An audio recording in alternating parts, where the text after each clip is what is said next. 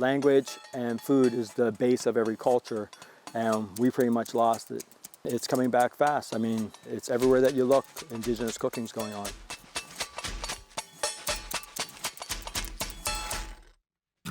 We're looking for the smooth chanterelle, which is, I would say, common if you know what you're looking for and where to look for it. You know, people who have a chanterelle spot, it's very secretive. Not going to tell anybody where it is. That's right, that's right. This has been the best year for chanterelles. People have just come out of the woods with amazing amounts and great quality. What we're looking for is orange on green. All right. So we want moss, which is the green, and then we're looking for the chanterelle to pop off the top of the green. This is a pretty amazing find. Now, how do you pick them? Just right from the base, or? So, you know, you have a little mushroom knife. Okay. And if you do it this way, then you don't have to spend hours cleaning it when you get home, right? So get right in there, take that, make sure that no bugs. Beautiful. And that, look at that, is a perfect chanterelle. So today we're focusing on fresh ingredients that has been foraged from the forest here, and then we also have some sea asparagus and some sea rocket that I foraged from around the Bay area, and of course our star is the trout. We want the flavor of the smoke of the fire to get into the trout and actually enhance what we're cooking here. We talk about, you know, two-eyed seeing, and I personally take that into the kitchen. I think about how we would do things traditionally, but then I also think about where our culture and our food would have been if it wasn't somewhat lost. Now we're pushing forward fast, and we're learning how to cook things traditionally, but in a modern sense. And sometimes we'll do land-based stuff, and we'll do stuff on the open fire, and then sometimes we'll use modern equipment, and we do it for a large number of people, and all of it is relevant in my book. Recently we did a dinner to teach some of the teachers that were learning Mi'kmaq studies, and we did sturgeon, wild sturgeon on the open fire, caught right in front of us in the Bay of Fundy, and then also beaver sausage, which, you know, most people might be a little squeamish about, but it tasted delicious, and the Mi'kmaq people that were there absolutely loved it.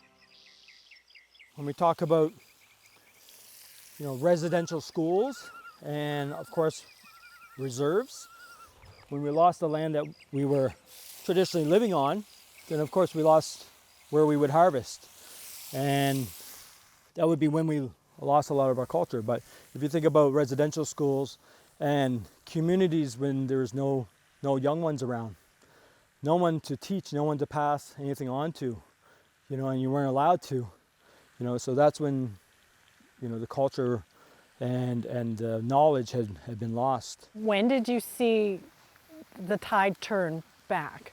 I think, you know, let's face it, you know, there's been many people for many years trying to push the culture forward and teach and bring back the knowledge. But I would say, quite honestly, with the residential schools and all that, it's really bumped it to the forefront. And as sad as that was and is, it's put a focus on our culture and our food and our language. And you know, although it was there to kind of pull us apart, it has brought us together for sure.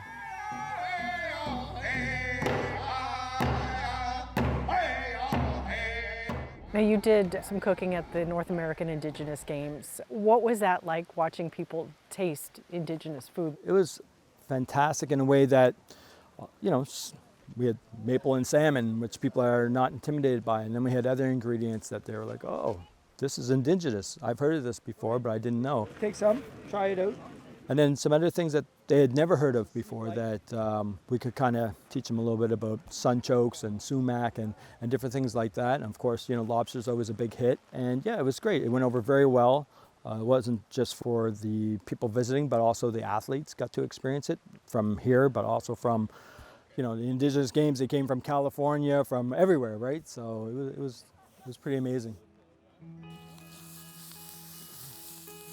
I see a lot more Indigenous cooks in the kitchens than I've ever seen before, and there's a lot of movement. There's going to be a new culinary kitchen at the Pines Resort that is owned by Bear River, so I think that will have a major impact on some Indigenous cooks coming into our industry.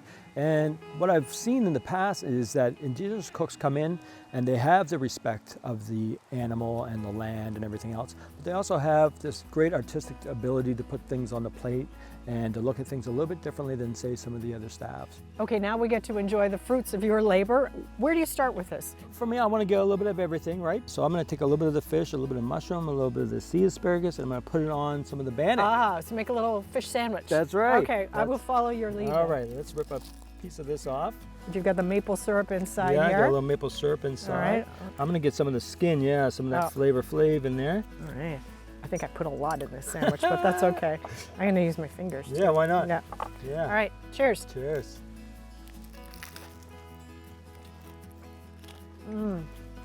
That is so good. Oh my goodness. I mean, a little sweet from the maple syrup and the salt and the smoke and sort of you get all the elements. It's all there, right? And it doesn't hide the flavor of the fish. It's quite nice. This is the perfect cookout, just for sure. Thanks for having me.